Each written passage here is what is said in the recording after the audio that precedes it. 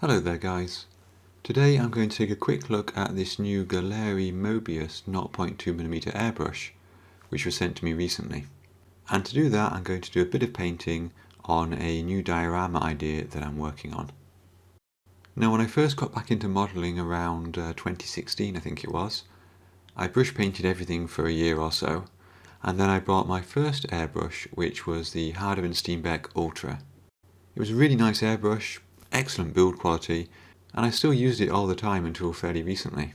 But the reason I find airbrushes like the Neo Echo, which I reviewed last year, and this new Mobius 0.2mm airbrush interesting, is that the airbrush technology seems to have moved on quite a lot since I bought that H&S airbrush. Or at least what you can get for your money seems to have moved on quite a lot.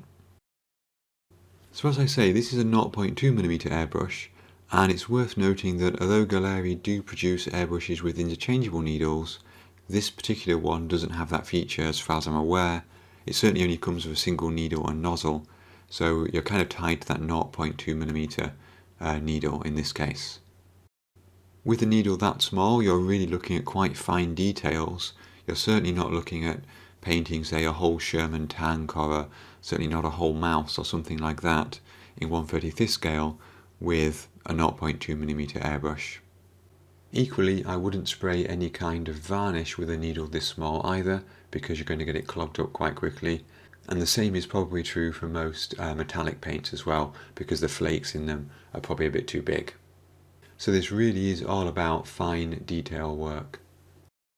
So let's open the box and see what's inside. So we've just got Gaahlerie's social media links there, and then this quick start guide in multiple languages.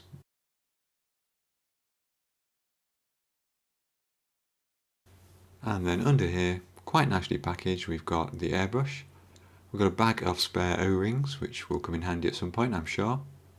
Hopefully not too soon.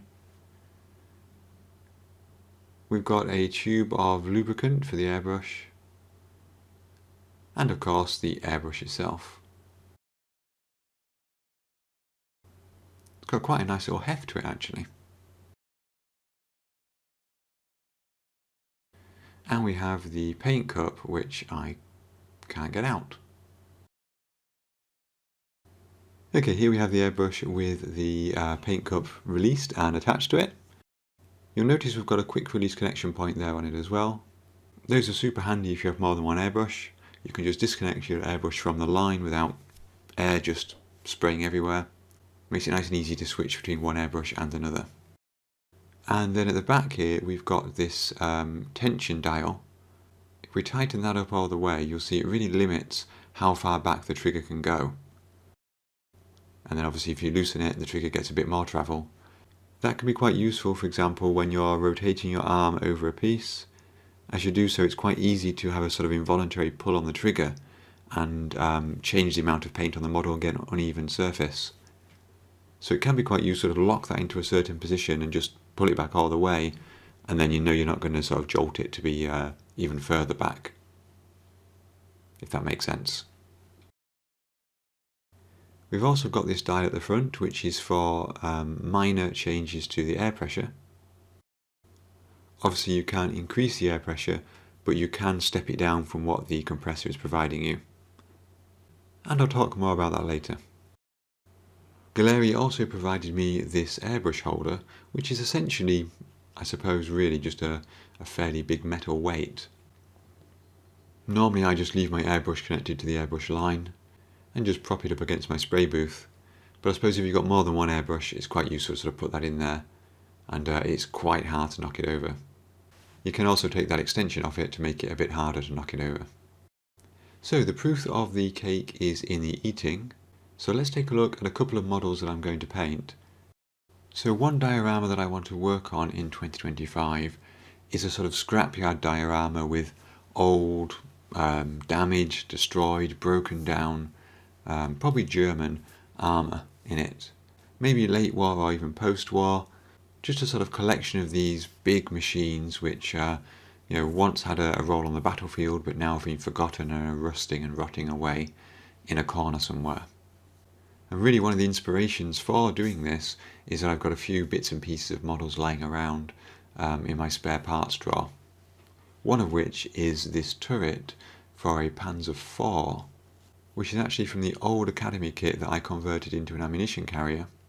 Really because the kit was so bad that it just didn't go together well at all. But this will make a nice piece of scrap. And another is one of these sets of wheels from the Tamiya Flak 88, which I built a long time ago, but I just never got around to utilising these wheels. So as I said, because this is a 0.2mm airbrush, I painted the Dunkelgelb on this turret using my standard airbrush. This is AK Real Colours Dunkelgelb. And then I used the Gaahleri Mobius for the camouflage. Now I'll be honest with you guys, I did film this section twice. This is my first attempt, and although I've been able to use the trigger restrictor and the air pressure step down, and I am getting some fairly fine lines here, the camouflage is not looking terrible. You can see that I'm losing focus slightly. That's because I've got a brand new camera and I'm not quite used to it yet. And you can also see I've got a little bit of overspray on some of these pieces here. And that's because I've made the most common mistake that you can make when you are doing very fine detail, and that's that I haven't thinned the paint enough. So this was the result of my first attempt, and you can see the speckling around the edges there because of that insufficiently thinned paint. In fact, the camera picks it up better than the eye does. And that quick start guide which I showed you when I opened the airbrush box does give you some examples of what over-thinned or under-thinned paint looks like, and obviously suggestions on how to fix it. So with that in mind, I use my 0.5mm airbrush to give the entire tank a base coat of black, followed by a coat of Dunkelgelb, and then I move back to the Mobius 0.2 for a second attempt at the camouflage scheme. And here is that second attempt, and you can see, although it's still not perfect, by thinning my paint I have got a much better result.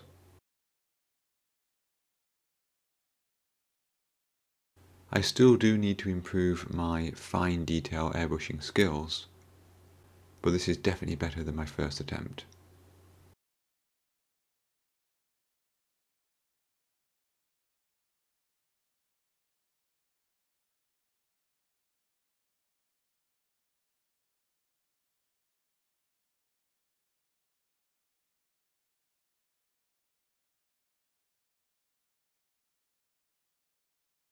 That said, I did struggle a bit with the green compared with the brown.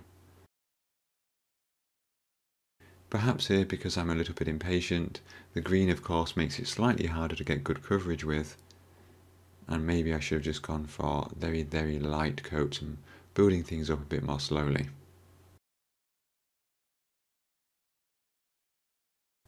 Nevertheless, here is the final result, including the black mark on the barrel there, where I must have had some thinner on my glove or something and I've stripped the paint off. Close up in 4K really does pick out all of the flaws in your painting, but I think that looks decent enough, and I think with a bit more practice I could improve my skills further. So there we go guys, that was a quick look at the Gaahleri Mobius 0.2 airbrush.